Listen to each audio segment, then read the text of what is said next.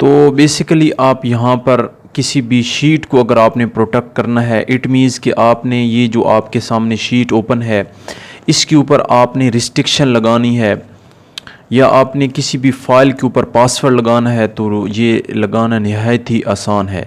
कि पासवर्ड लगाने के लिए आप किसी भी फ़ाइल को सेव करते हैं तो यहाँ पर हम कंट्रोल एस करते हैं, सेव करते हैं, तो यहाँ पर आपसे पूछता है कि आपने इस फ़ाइल का नाम क्या रखना है। तो हम यहाँ पर डेस्कटॉप के ऊपर रख देते हैं और इस फ़ाइल का नाम हम रखते हैं, कोई भी नाम आप रख सकते हैं, ABASD आप इसका नाम रखते हैं। तो इसका नाम रखने के दौरान आप यहाँ पर ये नेम फाइल है, यहाँ पर नाम रखते हैं। नीचे आपको यहाँ पर ये ऑप्शन नज़र आ रहा है टूल का, तो इस टूल में आप जाएंगे और यहाँ पर आप जर्नल का एक ऑप्शन यहाँ पर आपको मिल रहा है। तो जर्नल ऑप्शन में आप चले जाएंगे, एक छोटा सा ये बॉक्स आएगा। तो इस बॉक्स में आपको दो ऑप्शन मिल रहे हैं, एक पासवर्ड ओपन का एक ऑप्शन है, दूसरा है आपका पासवर्ड टू मॉडिफाई।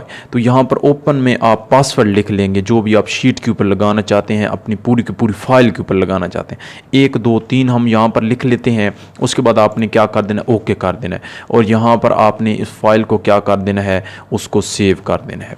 तो ये हमने क्या कर दिया, ये वाली फ़ाइल हमने सेव कर दी। अब हम इस फाइल को क्लोज़ करते हैं।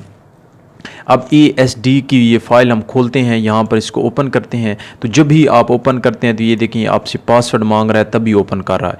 तो किसी भी अनऑथोराइज्ड पर्सन से बचाने के लिए आप इस शीट जो है, जो आपकी फ़ाइल पासवर्ड है, उसका इस्तेमाल करते हैं। तो यहाँ पर आप 1 2 3 लिखेंगे, ओके करेंगे तो ये आपकी फ़ाइल ओपन हो जाएगी। उसके बाद नेक्स्ट ऑप्शन है आपका प्रोटेक्ट शीट का, कि आपने किसी भी शीट को कैसे प्रोटेक्ट करना है।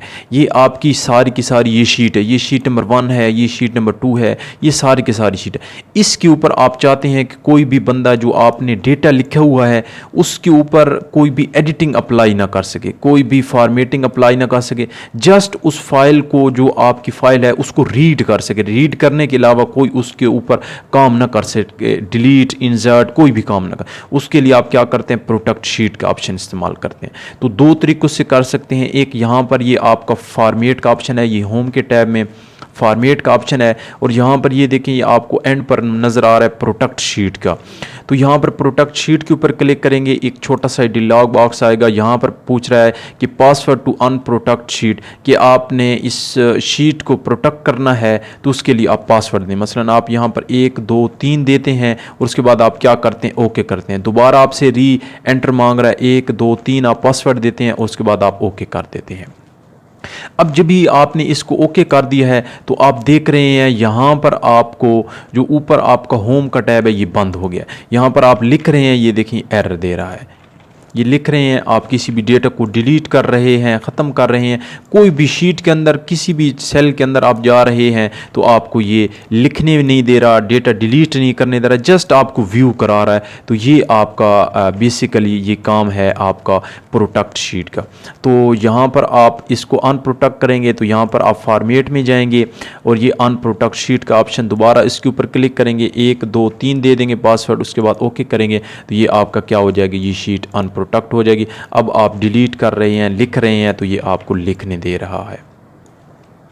दूसरे तरीके से आप यहाँ से आप शीट जो ऑप्शन आपको मिला है, यहाँ पर आप राइट क्लिक करते हैं और यहाँ पर ये देखें, ये प्रोटेक्ट शीट का ऑप्शन जहाँ पर मिला है, यहाँ पर प्रोटेक्ट शीट कर देंगे। यहाँ पर पासवर्ड देंगे, 111 आप दे देते हैं, दोबारा 111 दे देंगे, ओके करेंगे। अब देखेंगे, ये देखें, यहाँ पर क्या हो गया है, शीट के ऊपर आपकी प्रोटेक्शन लग गई है। अब ना डेटा डिलीट कर सकते हैं, ना इंसर्ट कर सकते हैं, किसी भी डेटा के अंदर आप चेंजिंग नहीं कर सकते। उसके बाद यहाँ पर दोबारा राइट क्लिक करते हैं, अनप्रोटेक्ट शीट करते हैं, 1 2 3 ये आप लिख देते हैं और ये क्या हो जाता है, ये आपको जो आपने पासवर्ड पहले दिया था वही देते हैं और ये आपका क्या हो जाता है, ये शीट प्रोटेक्शन का ऑप्शन बंद हो जाता है। लास्ट ऑप्शन है आपका यहाँ पर लॉक सेल का। अब यहाँ पर देख रहे हैं कि लॉक सेल का ऑप्शन आपका ऑन है बुनियादी तौर पर। ये देखें, ये आपका लॉक, तो आपकी जो शीट होती है, ये आपकी शीट है, ये सारी की सारी शीट जो आपकी है, इसके अंदर जो हर एक सेल होता है वो लॉक होता है, पहले से लॉक होता है। तो जब आप प्रोटेक्शन इसके ऊपर लगाते हैं तो सारों के ऊपर प्रोटेक्शन क्या हो जाती है, अप्लाई हो जाती है।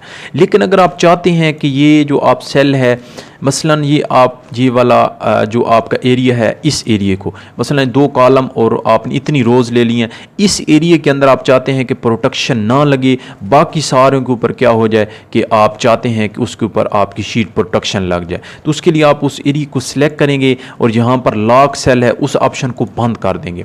अब हमने क्या कर दिया, ये देखिए ये लॉक ऑप्शन अब आपका बंद हो गया है। अब जो ये आपने एरिया सेलेक्ट किया हुआ है, इसके अंदर आप डेटा लिख सकते हैं जब आप प्रोटेक्शन लगाएंगे। तो हम दोबारा प्रोटेक्शन लगाते हैं, फॉर्मेट में जाते हैं, प्रोटेक्ट शीट के ऊपर क्लिक करते हैं और यहाँ पर हम पासवर्ड देते हैं 1 2 3, उसके बाद दोबारा देते हैं 1 2 3 और ओके कर देते हैं। अब देखते हैं, ये देखें यहाँ पर आप लिख रहे हैं, ये आपको यहाँ पर जो जो आपके सेल लॉक थे, सारी की सारी शीट लॉक है आपकी, तो यहाँ पर आप नहीं लिख सकते। लेकिन ये जो एरिया आपने सेलेक्ट किया था ये वाला, इसके अंदर आप लिखेंगे तो ये आपको लिखने देगा। क्यों? क्योंकि आपने इसके अंदर आपने लॉक का जो ऑप्शन है वो आपने बंद कर दिया है। तो ये दोनों में ये फ़र्क है। तो बाहर आप जाकर लिखेंगे, ये देखें ये आप साथ वाले में लिखेंगे तो ये आपको एरर देते रहेगा। लेकिन उस एरिया के अंदर लिखेंगे जिसको आपने अनलॉक किया था तो उसमें आप लिख सकते हैं। तो अनलॉक ऑप्शन ये आपका काम करता है।